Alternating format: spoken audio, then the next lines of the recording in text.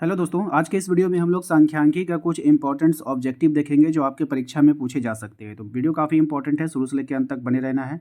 चलिए यहाँ पे देखिए, आप लोगों से कहा जा रहा है कि प्रथम तीन सम संख्याओं का माध्य क्या होगा। तो देखिए, पहले तीन सम संख्याएं आपसे बोला गया है। तो सबसे पहले आप तीन सम संख्याओं देखो कौन होता है। एक दो होता है, उसके बाद चार होगा, उसके बाद छः होगा। ठीक है, तो इसके बाद तीन संख्याएँ लिए हैं तो तीन से नीचे भाग देना होगा। तीनों संख्याओं को जोड़ दीजिए और तीन से भाग दीजिए। छः चार दस, छः चार दस, दो कितना हो गया, बारह। बारह बटा तीन, तीन से इसको काटोगे तो क्या बार में कटेगा, चार बार में।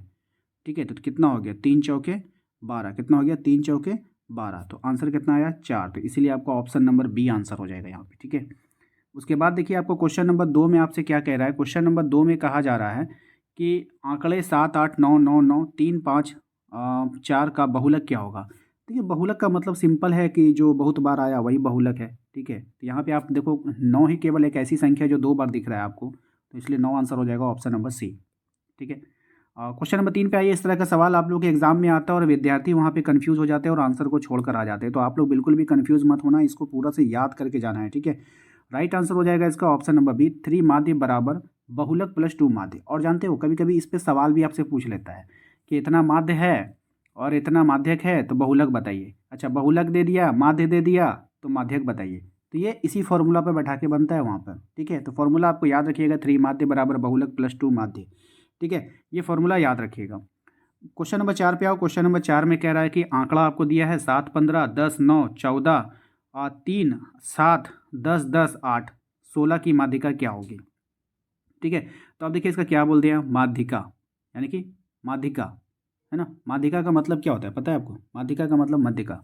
माध्यिका का मतलब मध्यिका, एक ट्रिक बता रहे हैं। ठीक है, अब यहाँ पे देखो, आपको करना क्या है ना, छोटी संख्या से बड़ी संख्या की ओर ना आपको क्या करना है, सजा लेना है इसको। कैसे सजाएंगे, देखो इसमें सबसे छोटी संख्या कौन आपको दिख रहा है, थ्री।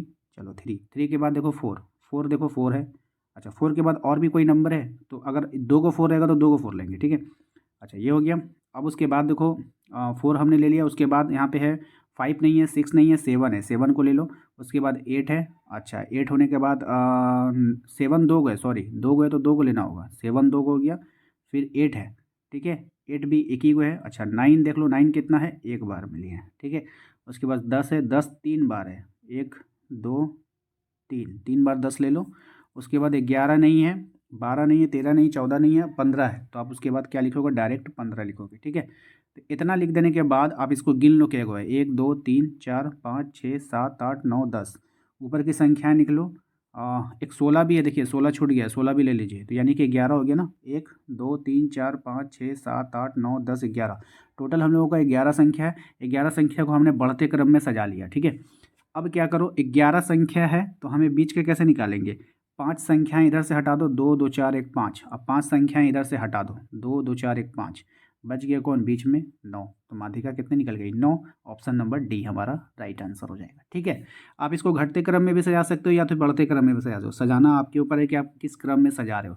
लेकिन ये ख्याल रखना कि अगर दो बार सात होगा तो आपको दो बार लिखना होगा। दो तीन बार देखो, दस आया तो हमने तीन बार लिखा है, ऐसा नहीं कि एक ही बार लिखोगे। ठीक है, चलिए नेक्स्ट सवाल देखिए क्या हमारा, केंद्रीय प्रवृत्ति की सबसे उपयुक्त माप क्या होती है। ये भी सवाल अच्छा है, अब पूछ लेता है तो इसलिए याद रखिएगा। ठीक है, क्या होता है यहाँ, माध्य कहलाती है। क्या कहलाती है, माध्य कहलाती है।